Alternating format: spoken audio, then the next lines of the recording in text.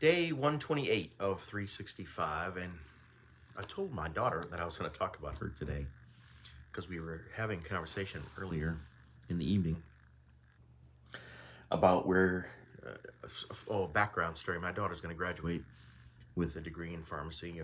She's going to be a doctor of pharmacy and this Saturday from ULM. And she's been in school for 7 years, been going for a long time. And the last year of schooling is all clinicals or internships, whatever you want to call them, where she spends 6 weeks at different locations learning and doing. She worked in retail pharmacy. She's worked in insurance company pharmacy. She worked in private pharmacy. She worked in hospital pharmacy. So she's kind of got a well-rounded, here's what it's all about. So we've been asking her for the last year, so what are you thinking? Where are you going to go? What direction do you want to hit in? And pretty much consistently, she's always said, I'm not going to Walgreens. And she never worked at Walgreens, but she did work at Brookshire's, and she did work at Mr. Discount, maybe? Pharmacy Discount over in over by the paper mill. Anyway, but she said, I don't want to work in retail. Now, on the flip side of that is, pharmacists make good money. They do. They get paid really well right out of the gate.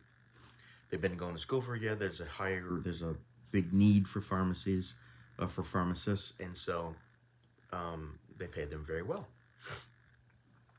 Retail pharmacies pay bonuses because they can't get people to come work for them. Why?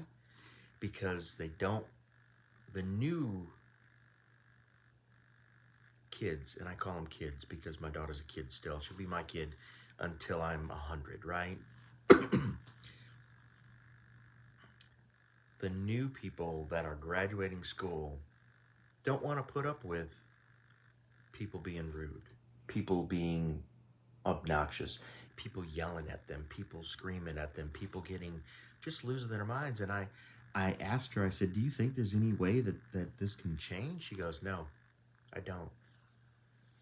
And to me, that was a really sad commentary. Like, what happened?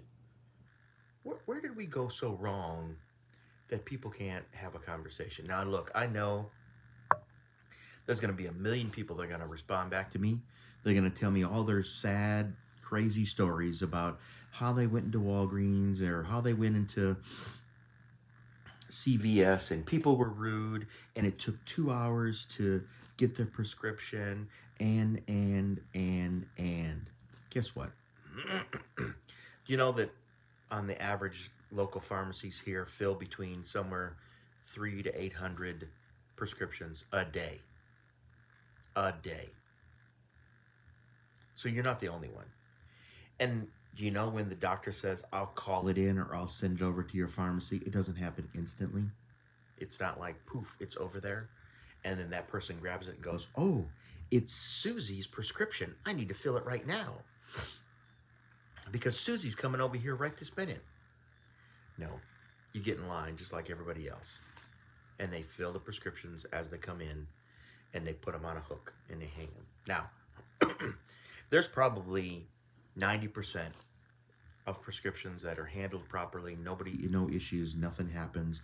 People walk in, they get the prescription, they pay, and they walk out the door. 10% of them people are just stupid and crazy. And I just want to know how. I think I know why. But I don't understand how we became so rude and obnoxious and not. You can't show some grace. You can't be polite. Nobody did anything to you personally. If there was a mix-up or if there was somebody being slow, I mean, I get it, but really? Do we have to be so egregious, so rude, so everything that people like my daughter are going to refuse to serve you? She would rather go in a different direction rather than get a huge sign-on bonus. And when I say huge, I'm talking $40,000, $50,000, $60,000 to come work for a company. Just because people can't Act right. And I told you I know reason why. I do know the reason why. Because we have allowed people to act stupid. We have not parented those children. Parents have failed in their position to parent their child. And then their parents and then their child act like fools. Yeah, that's it. I said it. I know. It's crazy. I, I put them in the same classification as bullies. Bullies are an easily solved problem. A good rap in the mouth will stop this in a heartbeat. Look, I know. I'm way too old. I have seen quite a few things, but I had bullies when I went to school.